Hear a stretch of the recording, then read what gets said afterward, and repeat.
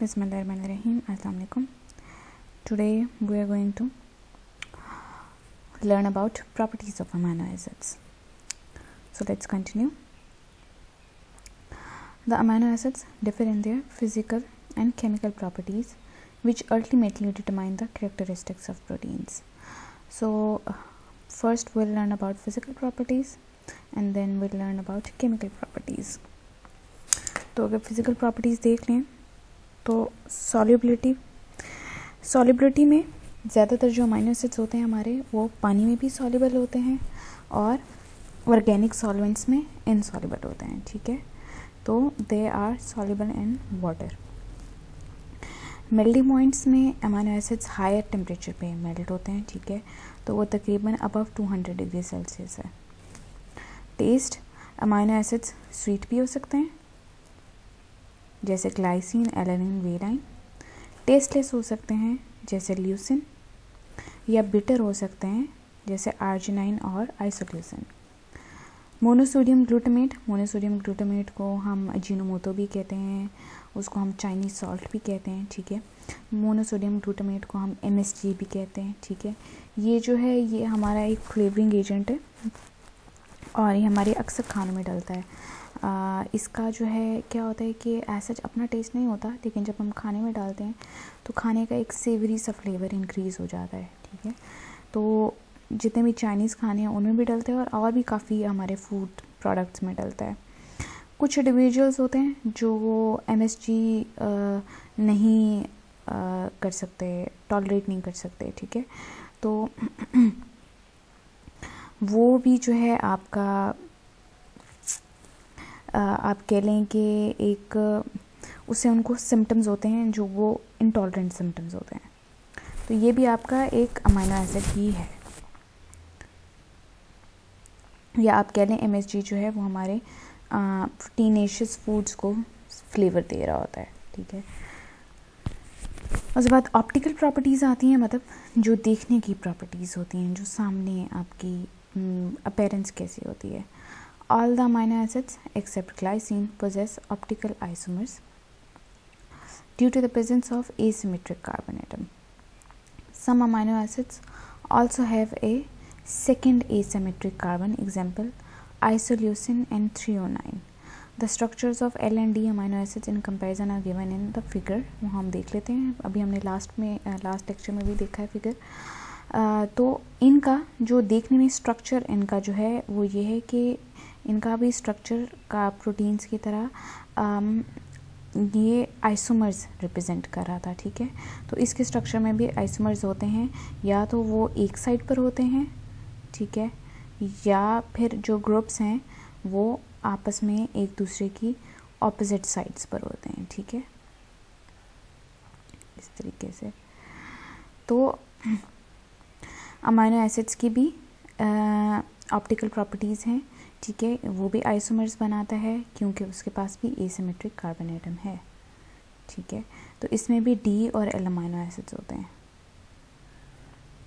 कुछ आपके amino acids के अंदर इवन सेकंड एसिमेट्रिक कार्बन भी होता है. ठीक है, अच्छा, amino acids as ampholytes. Amino acids contain both acidic and basic groups. तो एसिडिक ग्रुप जो होता है वो आपका COOH होता है. ये बात अभी तक आप लोग अच्छी तरीके से कंफर्म कर चुके हैं. और जो बेसिक ग्रुप होता है वो NH2 ग्रुप होता है. तो जो अमीनो एसिड्स हैं वो एक्ट कर रहे होते हैं एज एन एम्फोलाइट के. दोनों pH होती हैं इनके अंदर, एसिडिक भी और बेसिक भी.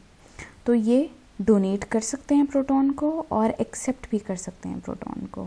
ठीक है, तो इसीलिए हम अमीनो एसिड्स को एम्फोलाइट्स कहते हैं. ठीक है, ज्विटराइन और डाइपोलराइन. तो पहले देख लेते हैं कि जो नेम ज्विटर है वो एक जर्मन वर्ड से डिराइव किया गया हुआ है. ठीक है, और इसका मतलब होता है हाइब्रिड. हाइब्रिड मतलब मिक्सचर, कोई आपके दो डिफरेंट कंपाउंड्स का अगर मिक्सचर हो.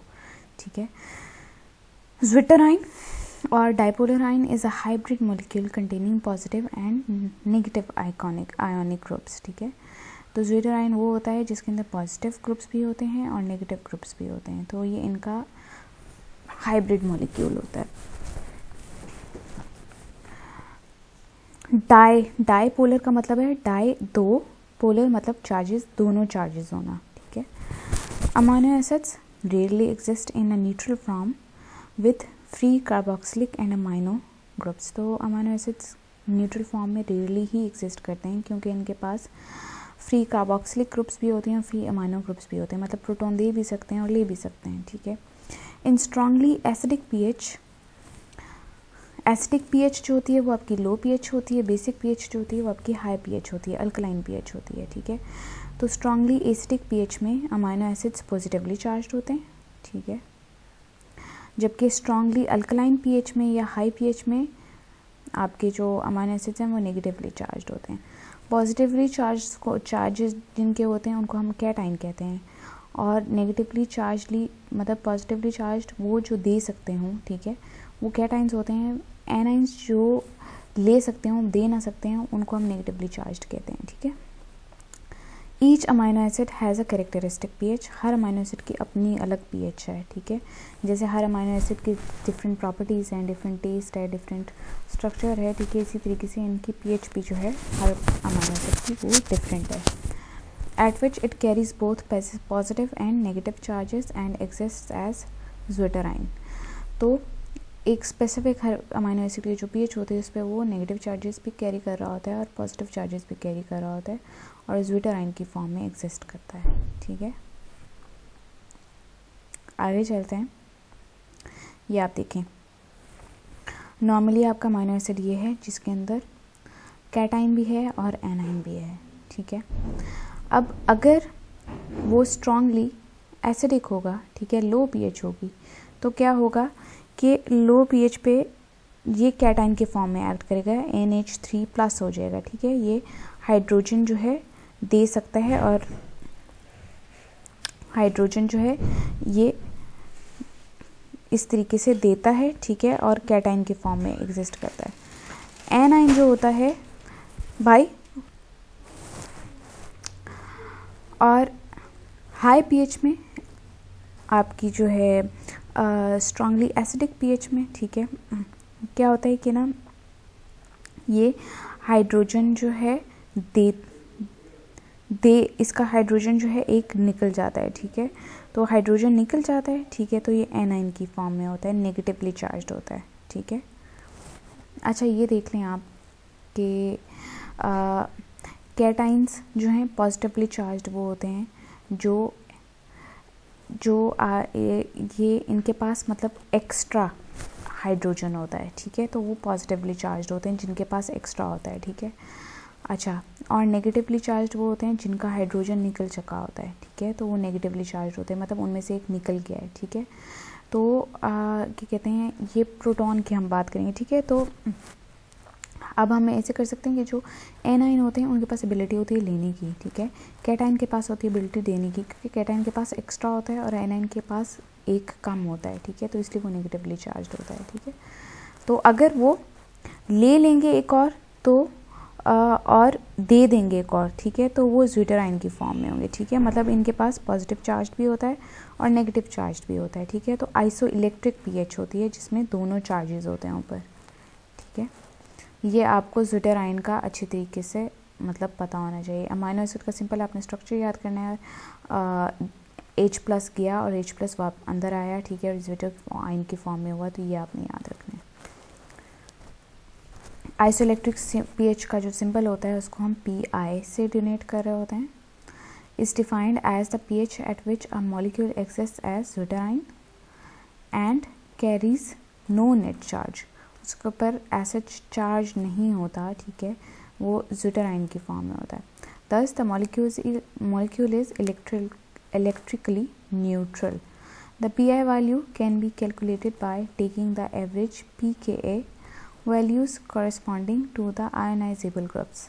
For instance, leucine has 2 ionizable groups and its Pi can be calculated as follow: pH pK1 COO- plus pK2 NH3+ divided by 2। तो हम यहाँ पे वैल्यूज़ डालेंगे और हमारे पास 6.0 आ जाता है। 6.0 जो है वो आइसोइलेक्ट्रिक पीएच है ल्यूसिन की। इस तरीके से हम PI कैलकुलेट करते हैं किसी भी आपके अमाइनो एसिड की।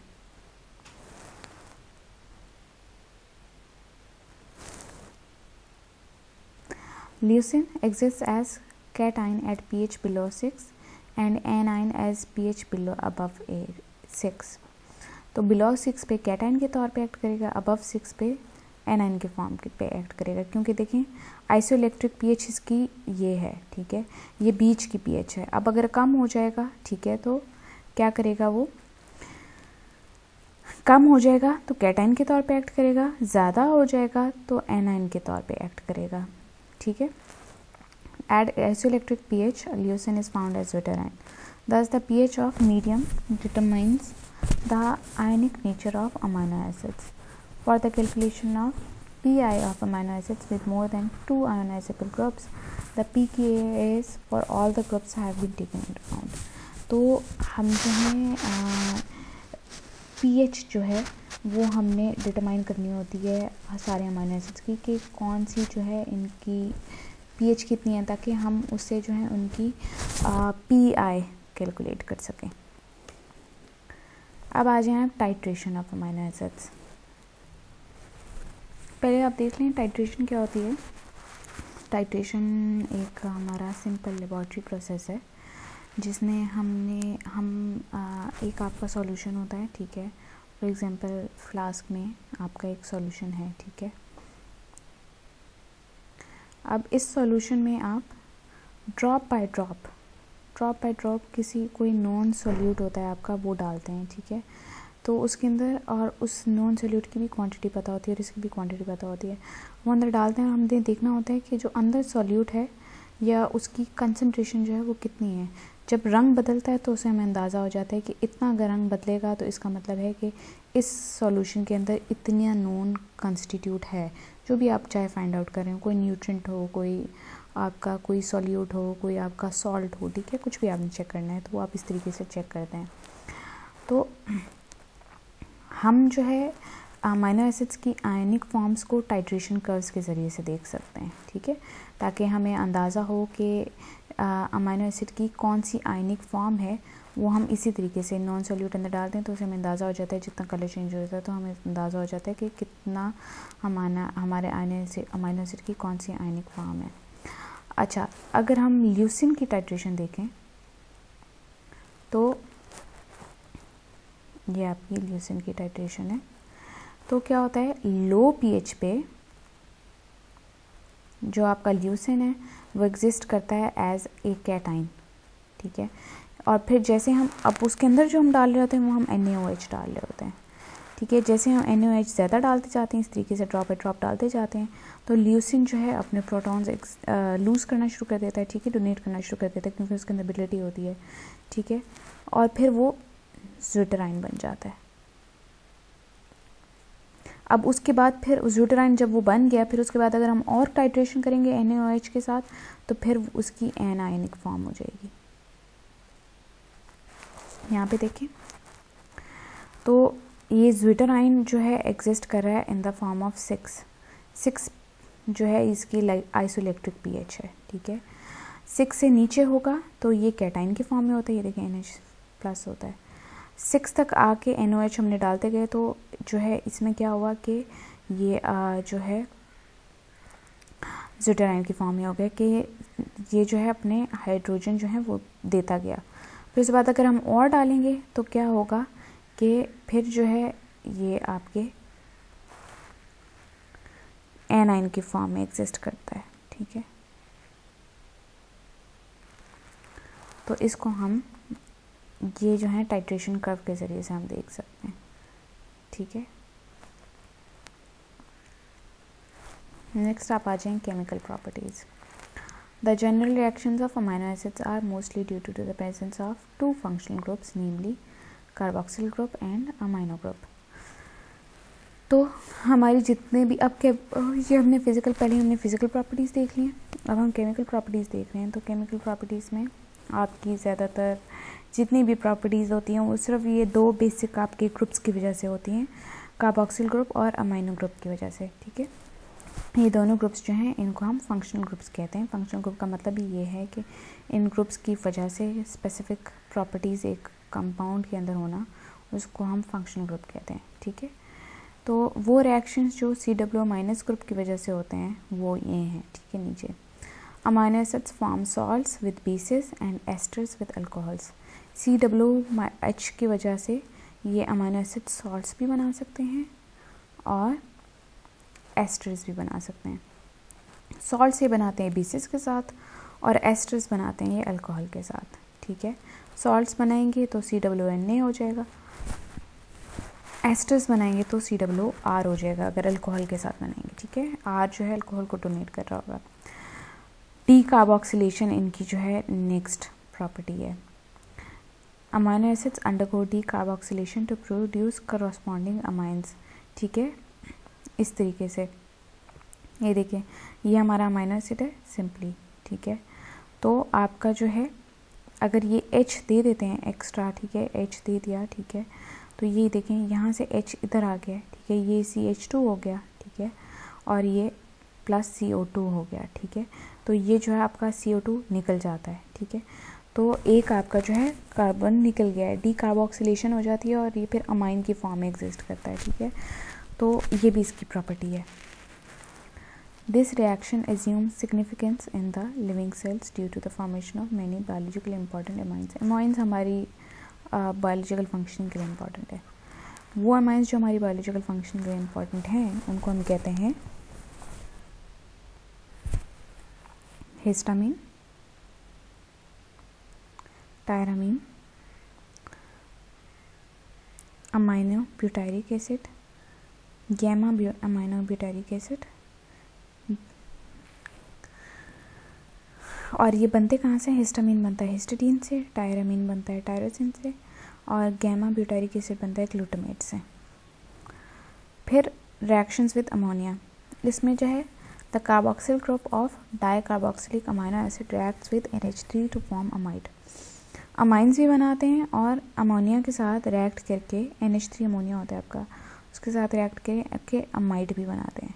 ठीक है, तो एस्पार्टिक एसिड अगर NH3 के साथ मिलेगा तो एस्पैराजीन बना देगा, ग्लूटामिक एसिड NH3 के साथ मिलेगा तो ग्लूटामीन बना देगा। ठीक है, अब आ जाएं reactions due to NH2 group. अच्छा, the amino groups behave as bases and combine with acids, example HCl to form salts. ठीक है, तो ये क्या कर रहे होते हैं? सॉल्ट्स बनाते हैं। कैसे बनाते हैं? जो अमाइनो ग्रुप होता है वो बेस की फॉर्म में एक्ट करता है और एसिड के साथ कम मिल जाता है और फिर सॉल्ट बनाता है। ठीक है, ठीक है, तो मतलब ये है कि जो इनका NH2 ग्रुप है वो एज अ बेस एक्ट करता है और HCl के साथ एक्ट करके सॉल्ट बनाएगा। फिर दूसरा है reaction with ninhydrins. The alpha amino acid reacts with ninhydrin to form a purple, blue और पिंक कलर कॉम्प्लेक्स। इसको हम रूमेंस पर्पल भी कहते हैं। ठीक है, ये आपका एक आप कह लें केमिकल आपकी वो कह लें टेस्ट भी है। ठीक है, जिससे हमें पता चलता है कि ये प्रोटीन है, ठीक है, या अमाइनो एसिड है, तो वो हम इस तरीके से रिएक्शन करते हैं। Amino acid plus ninhydrin is equal to keto acid plus NH3 plus CO2 plus hydrindantin plus NH3 plus ninhydrin is equal to Ruhemann's purple. ये पूरा का पूरा आपका एक रिएक्शन है। Ninhydrin reaction is effectively used for the quantitative determination of amino acids and proteins। तो ये जो है हमारा लेबॉर्ट्री रिएक्शन है। लेबॉर्ट्री रिएक्शन में हम ये इस तरीके से करते हैं ताकि हमें पता लग, हम अगर इस तरह का कलर आ जाएगा पर्पल, ब्लू, पिंक कलर का, उसको एक स्पेसिफिक रूमेंस पर्पल का इसी तरह का कलर होता है, इसको थोड़ा सा आप लाइट कर लें तो इस तरह का जो अगर आ जाएगा तो फिर इसका मतलब है कि वो आपका जो प्रोडक्ट है वो आपका अमाइनो एसिड या प्रोटीन प्रोडक्ट है। आगे आ जाएं, colour reactions of amino acids. तो अमाइनो एसिड्स जो हैं उनके स्पेसिफिक कलर रिएक्शंस होते हैं, वो आगे टेबल पे आप देख सकते हैं अपनी बुक में।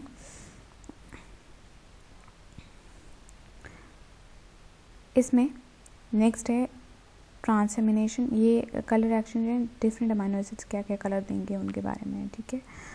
फिर आ जाता है transamination, transfer of an amino group from an amino acid to a keto acid to form a new amino acid is very important reaction in amino acid metabolism.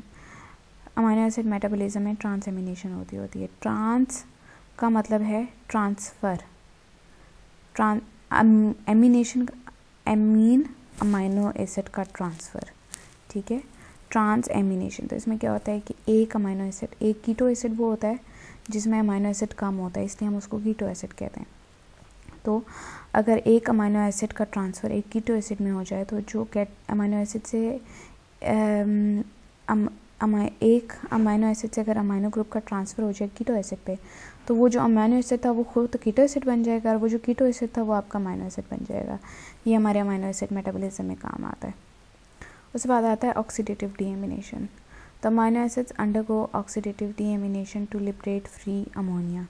तो ऑक्सीडेटिव डीएमिनेशन क्या है, इसमें amino acids जो हैं उनकी oxidative deamination होती है और उससे फ्री अमोनिया आपको मिलता है, ठीक है।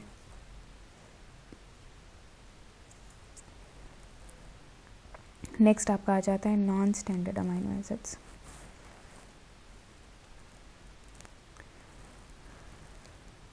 Besides the 20 standard amino acids present in the protein structure, there are other several amino acids which are biologically important. 20 amino acids के अलावा जो हैं कुछ important amino acids हैं, ठीक है, लेकिन वो भी biologically important amino acids हैं। These include the amino acid derivatives found in proteins, non-protein amino acids performing specialized functions and D amino acids। ये सब के सब जो हैं आपके इंक्लूड कर रहे होते हैं नॉन स्टैंडर्ड अमाइनो एसिड्स में, मतलब 20 के अलावा जो बाकी अमाइनो एसिड्स हैं वो हैं, ठीक है। तो जो अमाइनो एसिड डेरिवेटिव्स हैं प्रोटीन में वो हम देख लेते हैं पहले। The 20 standard amino acids can be incorporated into the proteins due to the presence of universal genetic code. अच्छा, आपके जो 20 अमाइनो एसिड्स हैं, ठीक है, वो हम प्रोटीन में इनकॉर्पोरेट कर सकते हैं क्योंकि यूनिवर्सली एक जेनेटिक कोड है। वो मैं आपको बताऊंगी भी कि जेनेटिक कोड ऑन क्या है, ठीक है, किस तरीके से अमाइनो एसिड जो हैं वो जेनेटिकली, मतलब इनके पहले से एक कोड एग्जिस्ट करता है, उसी तरीके से हमेशा आपकी प्रोटीन सिंथेसाइज होती हैं, ठीक है। तो ये जो स्टैंडर्ड 20 अमाइनो एसिड्स हैं ये प्रोटीन्स में इनकॉर्पोरेट होती हैं with help of genetic code. Some of these amino acids undergo specific modification, तो इनकी कुछ मॉडिफिकेशन होती है जब ये बन रही होती हैं after the protein synthesis occurs. These derivatives of amino acids are very important for protein structure and function।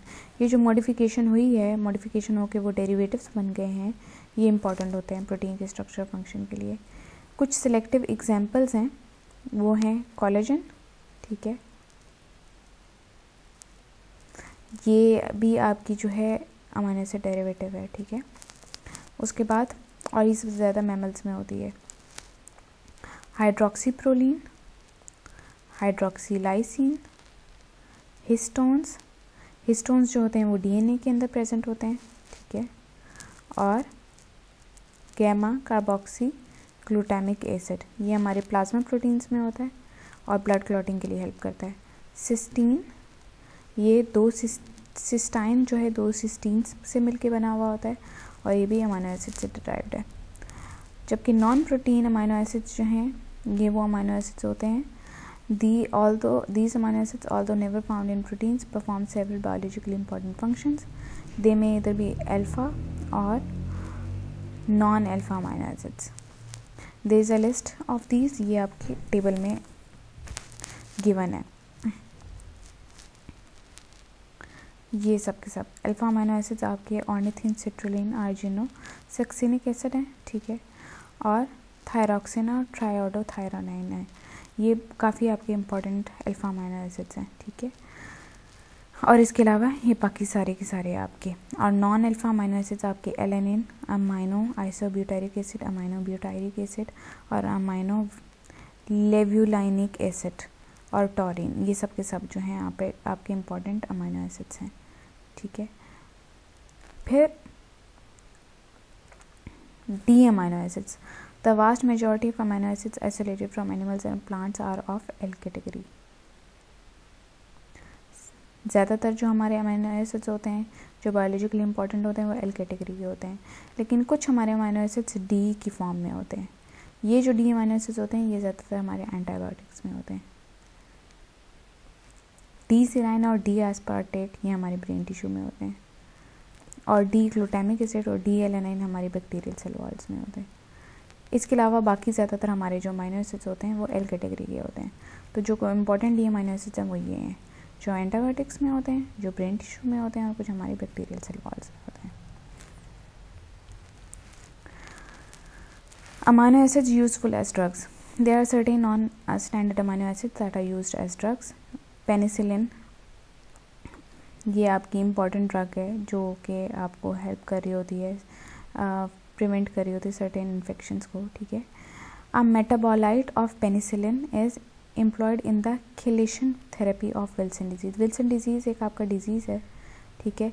Penicillin का मेटाबोलाइट है पेनिसिलामाइन, ठीक है, और ये हमारी विल्सन डिजीज़ की थेरेपी के लिए होता है।